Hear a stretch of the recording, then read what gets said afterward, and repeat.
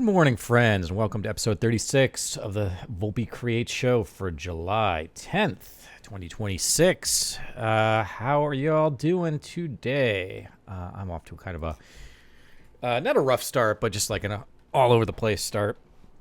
Haven't kind of had my morning situated here, but I just wanted to say, hey, talk about a couple things. Of course, we got to go back to layoffs, unfortunately. It seems to be the thing of the day. A reminder that I try to do this every day at 9:30 Eastern time, and you can also join us at twitch.tv/volpecreates. Excuse me, if you want to join us and be a part of the show. I keep an eye on the chat, so if you have questions or want to talk about anything. But real fast, this is all from gamesindustry.biz. There are Xbox job layoffs. This was updated yesterday. That 213 employees were laid off from Zenimax Online Studios, including 166 at Zenimax Media. Another filing shows that 52 Obsidian employees were laid off, including 43 at the California office and 9 in-state remote workers. So that's fun. Followed by Ubisoft Barcelona has done a bunch of layoffs following the launch of Black Flag Resynced. So Assassin's Creed Black Flag, the remake of that. Following the launch, this is Sophie McAvoy. Both, I believe, are Sophie McAvoy's with some collaborators adding content. But following the launch of Assassin's Creed Black Flag Resynced, layoffs have begun at Ubisoft Barcelona, affecting 51 employees. Quote, after 7 years at Ubisoft Barcelona, this is not how I imagined it would end, wrote QA/QC lead Isabel Codina Garcia on LinkedIn via Kotaku. But I'm genuinely grateful for the people I've met and everything that I've learned along the way. These cuts were first announced with the closure of the Winnipeg and Belgrade studios as part of Ubisoft's restructuring process introduced earlier this year. So more layoffs here. And then here is an interesting one. Union members at Bethesda game studios will strike next week in response to mass layoffs at Xbox. One Bethesda game studio plans to hold marches outside one BGS. Okay, so one BGS is the union. Sorry about that. Plans to hold marches outside the company's studios in Montreal, Rockville, Austin, and Texas, according to an email from the mobilizing committee. The rallies are scheduled next Wednesday, July 15th at 12:30 Eastern time. Quote, because we organized and certified our unions, we have hard-won legal rights and protections that non-union studios simply do not have. End quote. Requote, the company wants us to accept this as a done deal and quietly disappear. We won't let that happen. Our next steps are to mobilize. We need every single member visible and unified. A total of, end quote. A total of 440 union members were affected by the layoffs across Bethesda and ZeniMax. This includes 96 at id Software, 40 remote workers at BGS Dallas, 22 at BGS Austin, 213 at ZeniMax Online in Maryland, and 166 at ZeniMax Media. Quote, Microsoft and BGS are trying to frame these cuts as an entrepreneurial change in the scope of business, claiming that they're transitioning from studio-based business models to franchise-based business models to dodge their legal obligation to bargain the decision with us, the union continued. Let's see. Bethesda CEO Jill Braff stated this in an email to employees earlier this week, adding the company would, quote, align the right talent, technology, and resources across the organization, end quote. And it's going to be focusing on its strongest franchises. So, yeah, more fun stuff in the video game space. It has been an absolute bear of a week. I have been talking to many of my colleagues, many of my partners in the video game industry, and it is insane. It is just an absolute travesty the way that people are being treated. And for an industry that I love, where most of these companies are making lots of money, it's really gross. It's really gross how these larger platforms and studios are just treating their talent. And so, I'm looking up here just real fast. It says Microsoft Gaming generated $23.5 billion in revenue for 2025 fiscal year. Hey, pumps. Which is a 9% increase, and that says it's driven by acquisition sorry, by the Activision Blizzard acquisition and Games Pass, which brought in nearly $5 billion. However, hardware sales did decline, with the division operating in a slim 3% accountability margin as management pushes to achieve a 30% profit target. So, hey, sweetie, take that for what it's worth, but it is one of those things where it's just like, I cannot believe that. No, I know. You want to say hi, everybody? There's Pumps.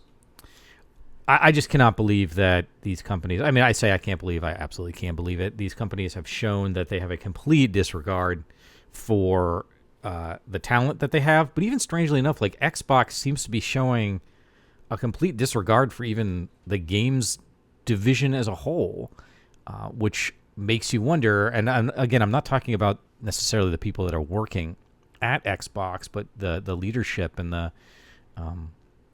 managers at Xbox and at Microsoft, that they just don't seem to even care about the industry that they're a part of.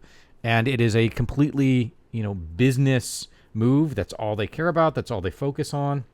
And of course, people are like, well, it's a business. That's all they're supposed to care about. But like, if you're generating profit, and even though you're not doing as well as you want to necessarily, I think a lot of that is just based on your creative decisions that you're making and your business decisions. So like, make better decisions, treat your talent appropriately, and make it so that customers want to be a part of your ecosystem.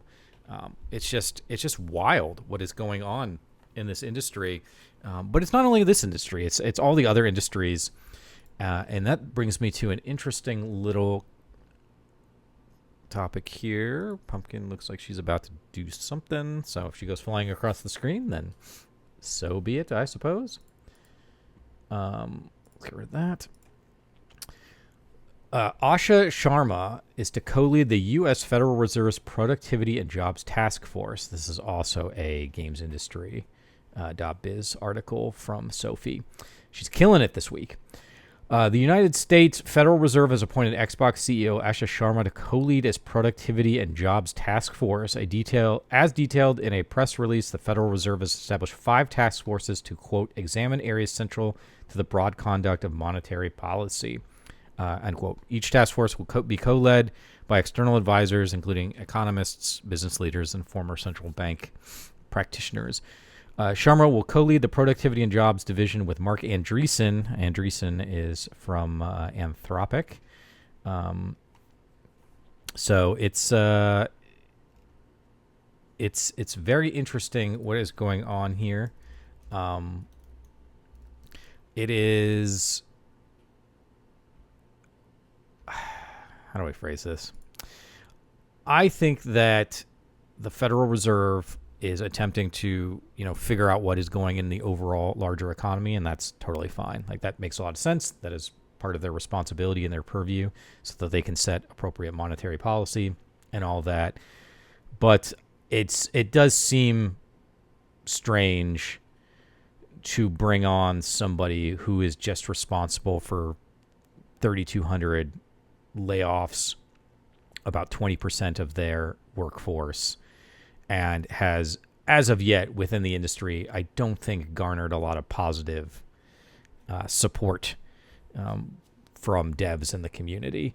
And I think people were all expecting, anytime you get a new CEO, there's going to be a change up, right? There's going to be folks that are going to have their own thoughts on the matters, and they're going to want to create their own direction, their own voice, their own vision. I get all that. I think we all get all that. But this has just been a brutal way to do it. I mentioned in a video the other day that 1,600 of these 3,200 layoffs have not happened yet, and they said they're going to happen within the year. So now you've got all of these employees at Xbox that are just waiting for the axe to drop. Like, it's crazy that you're going to go into every day into work and not know if you're going to get cut. And I think that the way that the talent is being treated is not going to be conducive of creating good products and feeling like you are supported in your creative efforts, so that you can create those products that will then lead to people wanting to be in your ecosystem, wanting to buy your games, wanting to buy your console, wanting to buy Games Pass. It's just wild what is going on here. And I don't think... Ooh, sorry, sweetie. You can lay down, sweets. You just got to figure out what you want to do. Let's see. The task force will assess the economic impact of new general purpose technologies, including artificial intelligence. There you go. To inform the Federal Reserve's policy judgments. I saw an interesting article. I didn't get a chance to fully read it, so take what I'm about to say here with a grain of salt. But it seems like a lot of divisions and a lot of businesses are, including, I think they mentioned Facebook or Meta, whatever the hell you want to call it, is not super pleased with the results that they are getting from AI, both in terms of its quality, but also its business case. It's just not making a lot of money. It's getting a lot of investment. There is a lot of people around the world that have got money that are throwing money at these AI systems, but it's not getting a lot of ROI as a useful sort of platform or technology. Let's see. Quote, "These changes are about a bigger future for Xbox, not a smaller one," said Sharma. "The next decade of gaming will be larger, more global, and more creative than anything we've seen before. This year, we'll invest as much in Xbox as we ever have, and we'll invest with greater focus, greater discipline, and greater clarity, all in service of making Xbox where world plays and creates." Man, you got to give it to Microsoft. Man, they have got that corporate speak down to a science. It's like every Xbox announcement, every Microsoft announcement you see is like, 8-10 sentences where nothing of value is said. And I think you can read this. The next decade of gaming will be larger, more global, and more creative than anything we've seen before. Cool. Yeah, no shit. This year we'll invest as much in Xbox as we ever have. I mean, that seems like a strange way to place it, considering you're massively reducing your talent and you're doing tons of cutoffs. So like, what are you investing in? It certainly doesn't seem to be you're investing in the people to create the products. So are we investing in AI? Is that where we're going? Are we investing in our Azure cloud services? Is that what we're going to do here to make those investments a important part of the Xbox ecosystem? And then, of course, this greater focus, greater discipline, and greater clarity. I get that. Sounds great. Love to see it. I think what they mean is that they're going to start focusing on, but they're going to continue to more heavily focus on the IPs, the big IPs that they think can generate a lot of money, your Halos and whatever. That does not indicate to me that we're going to start to see a lot more interesting ideas or clarity in products. And the whole thing just makes me sad, y'all. It just really breaks my heart as somebody I have been a gamer since I was a kid in the mid 80s. I've had, a bazillion systems. I mean, I'm trying to think what even systems I've had. ColecoVision, Atari, Nintendo, Super Nintendo, Nintendo 64, Nintendo GameCube, PlayStation 1, PlayStation 2. I didn't have an Xbox, and I did not have a PlayStation 3. I borrowed the PlayStation 3 from a friend to play, Last of Us. I have a PlayStation 4, a PlayStation 5, a Nintendo Switch, an Xbox 360, a Dreamcast. I had a Sega Dreamcast. It's just like, it is a shame what is going on. And of course, PC, I've played on my computer, mostly on my Mac. A lot of World of Warcraft. And it's just a shame what is going on with these giant corporations that are making billions of dollars in profit. If they were really focused on creativity and sustainability, they would not be running their companies like this. But they're not. They are interested in, green line goes up, make sure that their investors are happy because investors are expecting these giant returns on their investments. And, I'm not in charge of Xbox or any of these large companies, obviously, but I think that the goal should always be to create the best products that you can in a sustainable way. And if the investors want to come along on the ride with you, that's awesome. But create a vision that investors want to be a part of instead of just simply saying like, oh, you just invest in us and you're always going to be making a 30% return or whatever. It's one of those things where, and this is just me being also kind of a stubborn curmudgeon, but like investors are owners in your company. They are partners in what you're doing and the vision that you're creating. And like, I don't want these people. If their vision is just to make every dollar they can, and if that means going through and just clearing house on the company, and you've seen a lot of hedge funds and investors just go through and just scrap companies, like it's an auto chop shop. If that's what you were looking for from my company, then like this ain't the place for you. You can go anywhere else. Go back to Red Lobster and Toys R Us and rip them apart. But like, these companies matter to folks, like you have got a lot of people that have grown up like me in the games industry, playing video games, and like these IPs, these franchises mean something. These brands mean something, and now it's very, very clear what's going on, that the brands and the platforms do not feel the same way about us. They are not interested in doing the right thing. I talked about GTA 6. Pumpkin, stop. I talked about GTA 6 the other day. I was like, if any company could afford to have done like the right thing, it could have been Grand Theft Auto. Why didn't they just come out? And I know the answer, right? It's money. It's always money. But like they could have just come out and been like, hey, we are offering one game. This is our vision for what the game is. This is what we want people to appreciate about our game. And they could have come out with, an $80 price point, or maybe even $100 price point. I don't think anybody would have been surprised if there was a $100 price point. No Ultimate Edition, no special, Pumpkin. No, you're going to... Sweetie. I know, but you can't lean against the microphone. You're going to knock the microphone over. Just being like, this is the game we are making. This is the experience we want you to have. And instead they have this Ultimate Edition bullshit that like hides content behind this extra paywall. And it's just gross. Like, and it also shows to me that these companies don't have like a real clear vision for the experience they want you to have. And I find that's unfortunate. Like, Rockstar could have been...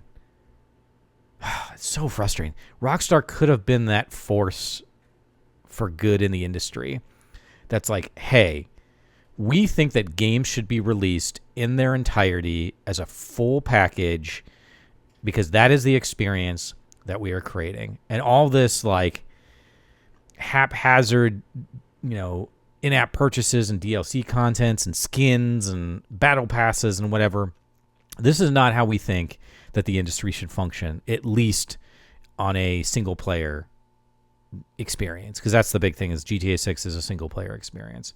So they could have done that, and I think a lot of people would have followed. And if they didn't, if other companies didn't follow, then at least Rockstar could be like, hey, we're the ones that are doing it right. The rest of you all are effing around. And so, ultimately, they didn't do that. We ended up here where we're at. And it's a shame. It is an absolute shame about what is happening to the industry. And it drives me crazy. So, we're on Friday here. I hope that, you all are going to have a good weekend. We still got a day of work ahead of us. And maybe next week there will be some positive changes or positive news brought to the industry. I doubt it. I think we are just going to get butchered for a long time on this. And I think that it is. Hey, sweetie. I think that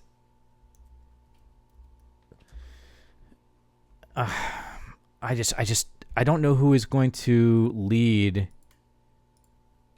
Who's going to lead us in a better direction? And we are where we are, I guess, And it just occurred to me. I think I said Andreessen was from Anthropic, and that's not correct. I said that like 20 minutes ago or something, but my brain's crazy while I'm also fighting a cat. It's just one of those things that's the industry going to have to learn the hard way, and is that just what it's going to be? And they're going to have to get smacked in the mouth, and then they will change their tune. I don't know. But right now we got a bunch of real rich a-holes out there making a lot of decisions without any regard for workers and people and the implications of those decisions in the long run. And it's going to get really gross. It's going to get really gross. It's going to get really hard for a lot of people. So if you're one of those people that are watching and you've lost your job in the layoffs, I'm really sorry to hear that. I hope that you find some sort of, support or another job that you can kind of fall back onto. But man, right now we're in crazy times. So I'm going to end it here. Really appreciate you all watching. Really like having you on the show. Reminder, we do this every day at 9:30 Eastern time on Twitch. Feel free to join us. We also post these videos on YouTube. On my Volpe Creates channel. Oh, and also a reminder that GDEX is in full swing. So if you're interested in volunteering, speaking, exhibiting, whatever, at GDEX this year, please go to thegdex.com. We are going to really focus on providing support for everyone in the games industry as best we can to see if we can just make things better, at least support each other in the community while the seas are very rough. So thank you for watching. I hope you have a great Friday, and I hope you have a wonderful weekend, and I will see you on Monday. So take care, friends.